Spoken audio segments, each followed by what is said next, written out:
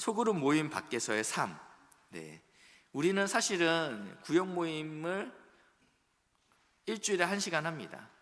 아니면 한 달에 한 번, 아니면 격주로 합니다. 그 나머지 시간은 사실은 구역 모임을 하지 않고 있죠. 그렇지만 이 책에서는 이렇게 이야기하고 있어요. 모임이 끝나면 소그룹의 삶도 멈춘다. 무슨 말이죠? 그렇죠? 그러니까 일주일 동안 아무 생각 안 하고 있다가 다시 그 시간이 되면 또 만난다라고 이야기하고 있습니다. 그러면서요, 최고의 사역은 일반적으로 모임 시간 동안 일어나기보다는 이 최고의 사역, 우리는 최고의 구역이야 라는 구역의 특징들을 보니까 그 모임 시간보다는 모임이 끝난 후 다음 모임을 하기 전까지의 사이에서 일어난다 라고 표현하고 있습니다. 그러니까 이 모임 시간도 굉장히 중요하지만 그 모임이 끝나고 모임 전까지의 시간 동안 그 사역의 승패가 결정된다라고 이야기하고 있습니다. 저희 3040 이제 토요일 날 새벽에 성경 공부를 하고 있는데 1기가 끝나고 이제 2기가 시작됐습니다. 근데 1기 때 하셨던 분이 큰 은혜를 받았어요. 그래서 저는 제가 잘해서 은혜를 받은 줄 알았더니 나중에 들어보니까 그게 아니더라고요. 1기 모임이 끝나면 누군가 한 집사님께서 반드시 이렇게 얘기한대요. 밥 먹으러 가자. 이걸 굉장히 잘하시는 집사님이 계시더라고요. 그때 밥 먹고 저랑 성경 공부는 1시간 반밖에 안 하는데 끝나고 12시까지 밥 먹는다는 거예요. 차 마시고 이야기하고 같이 교제하고. 그래서 그 모임이 자기한테는 너무너무 행복했다라고 이야기하더라고요. 그러니까 누군가는 그런 은사가 있는 분들이 계십니다. 그렇죠? 이 모임을 분위기를 좀 이렇게 밝게. 저는 사실은 그쪽이 굉장히 약한 사람이에요. 저는 굉장히 약한 사람인데 그걸 또 잘하시는 우리 윤창로 목사님이 계시지 않습니까? 탁월하세요. 우리 분위기, 교육자 분위기를 아주 좋게 하시는데 굉장히 탁월하세요.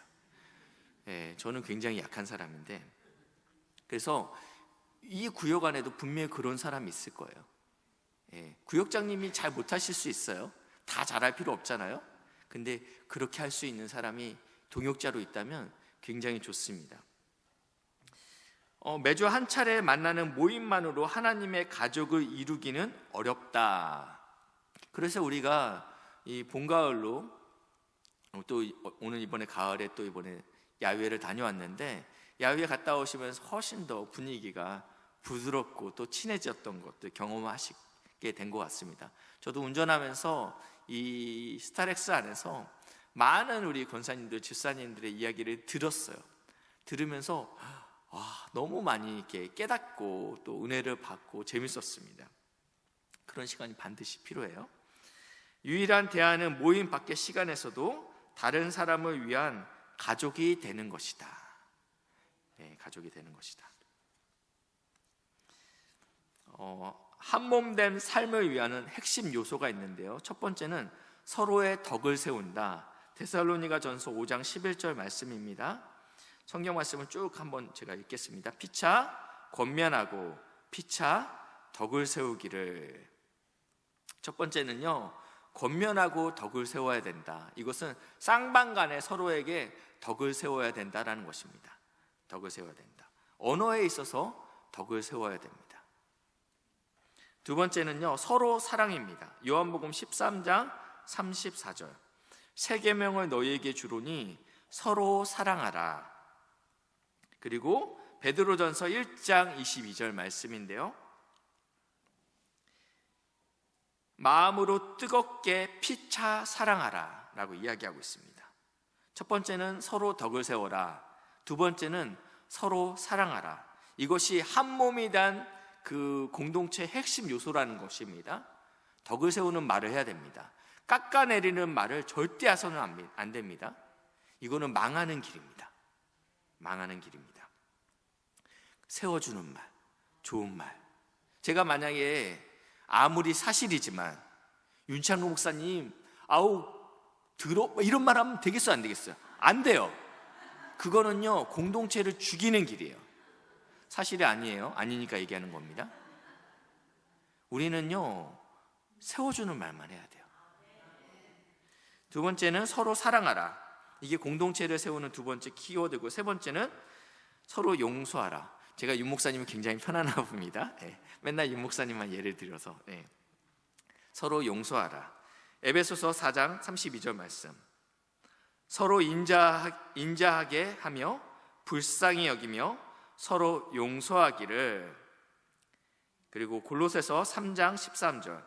누가 네게 혐의가 있거든 서로 용납하여 피차 용서하되 라고 얘기하고 있습니다. 용납하고 용서하라고 이야기하고 있죠. 그 세 번째 핵심 요소는, 첫 번째 서로 사랑, 세 번째는 서로 용서입니다. 이게 용서가 안 되면요 어렵죠, 그렇죠? 교회가 아주 커버리면요 싸우고도 교회를 다닐 수 있습니다. 다니시더라고요. 교회가 너무 커버리니까 안 만날 수도 있어요. 봉사하는 영역을 바꾸면 되니까요. 근데 저희는 그럴 수 없습니다. 누군가의 마음에 미워하는 마음을 품었으면요 이 문제는 기도를 막게 되잖아요.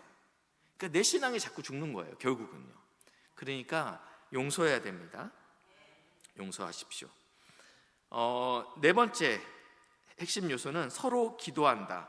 야고보서 5장 16절입니다. 서로 구하며 병 낫기를 위하여 서로 기도하라. 의인의 간구는 역사하는 힘이 많으니라. 아멘. 지체를 위해서, 집사님을 위해서 기도하십시오. 저도 이렇게 주보를 보고 입원했다고 하면 신방 전화를 드려요. 권사님, 내일 수술이시네요. 기도해드려요. 사랑하는 우리 구역장님도, 그리고 우리 여전도 회원도, 우리가 기도하는 것은 목사만 하는 게 아니잖아요. 우리가 다 할 수 있는 것입니다. 근데 제가 볼 때는 구역장님이, 그리고 권찰님, 또 우리 권사님이 기도해 주시는 게 훨씬 더 은혜가 될 거예요. 왜냐하면 울면서 또 기도할 거잖아요. 마음을 다해서 기도할 거잖아요. 그렇기 때문에 오늘 성경에 보니까 목사의 간구는 역사하는 힘이 크다라고 이야기하지 않았어요? 의인의 간구는 역사하는 힘이 크다. 그러니까 피차 기도해 주십시오. 특별히 구역 모임 때 기도하시는 것도 잊지 마시고요. 첫 번째, 덕을 세운다, 사랑한다, 용서한다, 서로 기도, 그리고 서로 섬긴다. 다섯 번째입니다. 갈라디아서 5장 13절 말씀인데요, 서로 사랑으로 서로 종노릇한다. 종노릇한다. 이거 굉장히 중요하죠. 내가 더 나이가 있기 때문에, 내가 구역장이기 때문에 내가 더 좋은 곳에 있는 것이 아니고요, 내가 구역장이면, 내가 더 나이가 많으면 더 섬기는 자리로 내려가야 됩니다. 예수님께서 제자들의 발을 씻기셨습니다. 예수님께서 그러하셨다면 우리도 그러해야죠. 누가 정말 존경받을까요? 섬기는 사람이 진짜 존경받습니다. 엉덩이를 바지런히, 우리가 바지런히, 그래서 내가 섬기는 자리에 있겠다라고 결단하시고 섬기셨으면 좋겠습니다. 그리고 서로 대접한다. 베드로전서 4장 19절입니다. 서로 대접하기를 원망 없이 하고, 서로 대접하기를 원망 없이 하고. 그리고 잘 대접하십시오. 이것도 잘하는 사람이 윤창로 목사님이 잘하세요. 제가 사례가 더 많잖아요. 근데 윤 목사님이 훨씬 손이 크세요. 그리고 서로 가르치고 격려한다. 골로새서 3장 16절입니다. 그리스도의 말씀이 너희 속에 풍성히 거하여 모든 지체로 서로 가르치며 권면하다. 가르치는 것은 목사에게만 주어진 것이 아닙니다. 말씀을 받은 모든 자에게, 충성된 자에게 하나님이 허락하신 것입니다. 그렇기 때문에 우리는 반드시 하나님의 말씀으로 권면할 수 있어야 돼요. 그런 실력까지 우리가 와야 돼요. 그렇기 때문에 말씀을 읽는 일에, 말씀을 연구하는 일에 우리가 매진하셔야 됩니다. 이것이 핵심 요소라는 것입니다. 서로 덕을 세운다, 서로 사랑한다, 서로 용서한다, 서로 기도한다, 서로 섬긴다, 서로 대접한다. 그리고 서로 가르치고 격려한다. 여기서 말하는 가르친다라는 것을 인생의 경험을 가지고 가르친다라는 것이 아니고 말씀을 통해서 야, 말씀에 이렇게 나왔으니까 이렇게 살아야지라는 얘기가 아니에요. 그냥 내가 말씀대로 살아내고 집사님 인생이 참 어렵지 고단하지, 근데 오늘 말씀에 내가 기도하다가 이 말씀을 봤는데 집사님 생각이 났어 라고 하시는 거죠. 이렇게 막 아무리 좋은 이야기도 지시하듯이 너는 모르지 나는 알고 있어 이렇게 접근하시면 안 되고요. 집사님 생각이 났어. 하나님이 왜 나한테 이 말씀을 주시면서 집사님 생각이 났는지 잘 모르겠지만 집사님 힘내 라고 해줄 수 있잖아요. 이것이 말씀으로 가르치고 권면하는 것이죠. 그래서 이러한 핵심 요소가 우리 구역에 있는지, 서로에게 말로 덕을 세우는지, 집사님 너무 잘했다, 집사님 이런 모습은 난 너무 좋더라, 어떻게 이건 내가 닮아갈 모습이네, 이런 것들. 그리고요 이제 거의 다 끝났습니다. 일반적으로 우리 구역장님, 권찰님들은 목사들이 모든 목양의 일을 감당해야 한다고 생각합니다. 병원에 있는 사람들 방문하기, 기도해 주기, 모임에 참석하지 못한 사람 전화하기, 방문자들을 계속 양육하기, 상처 입은 사람들을 상담하고 기도하기, 사람들을 주님께 인도하기. 맞아요, 목사도 해야죠. 근데 제가 말씀드렸듯이 구역장님은 이러한 용어는 성경에 없다고 했죠? 목자. 사실은 우리는 다 목자라고 말씀드렸습니다. 우리가 이 목양을 감당하시는 것입니다. 그렇지만 소그룹의 리더들은 교회 목회 리더십의 권위 아래서 사역해야 됩니다. 이것은 무슨 말씀이냐면 이 구역 모임을 하실 때 다른 걸로 하시면 안 된다는 거예요. 담임 목사님 걸로 하셔야 된다는 것입니다. 우리는 하나님께서 우리 공동체 안에 허락하신 담임 목사님이 계십니다. 그렇기 때문에 이 구역 모임의 모든 순서지는 담임 목사님의 내용으로 하는 것이죠. 만약에 목사님이 설교를 안 하셨으면 그때는 3부 예배 설교 작고로 하시면 되겠죠. 가장 많이 나왔을 거니까요. 왜냐하면 우리 구역원들이 3부 예배를 가장 많이 드렸기 때문에. 근데 우리 구역원들이 다 1부로 드렸다, 그때는 1부 걸로 할 수 있겠죠. 근데 담임 목사님께서 계시는 동안은 저희는 3부 담임 목사님 설교를 한다라는 것입니다.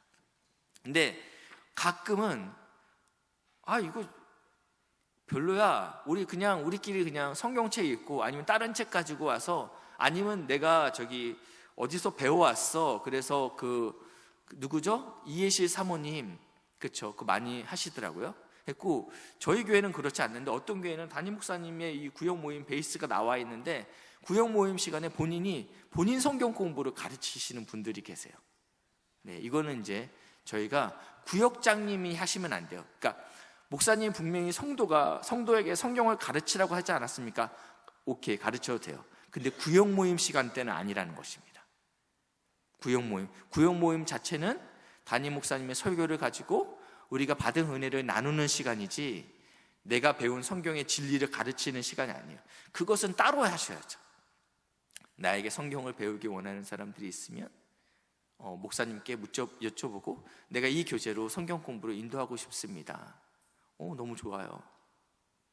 그 안에서 진행할 수 있다는 것입니다. 그래서 교회 목회 리더십의 권위 아래서 사역한다. 당신이 어떻게 사역하고 있는지 담임 목사와 나누라. 내가 지금 어떻게 사역을 하고 있는지 주기적으로 피드백을 해주시고 받아야 될 필요가 있다. 지금 우리는 그 역할을 우리 한혜순 전도사님께 하고 계시죠. 그래서 그에게 어떠한 어려움이 생긴다든지 문제가 생기면 반드시 전도사님에게 말씀을 해주셔야 된다는 것입니다. 이것을 혼자 끙끙 앓지 마시고 건의사항이나 아니면 이러한 모든 것들은 전도사님과 소통하시면 됩니다.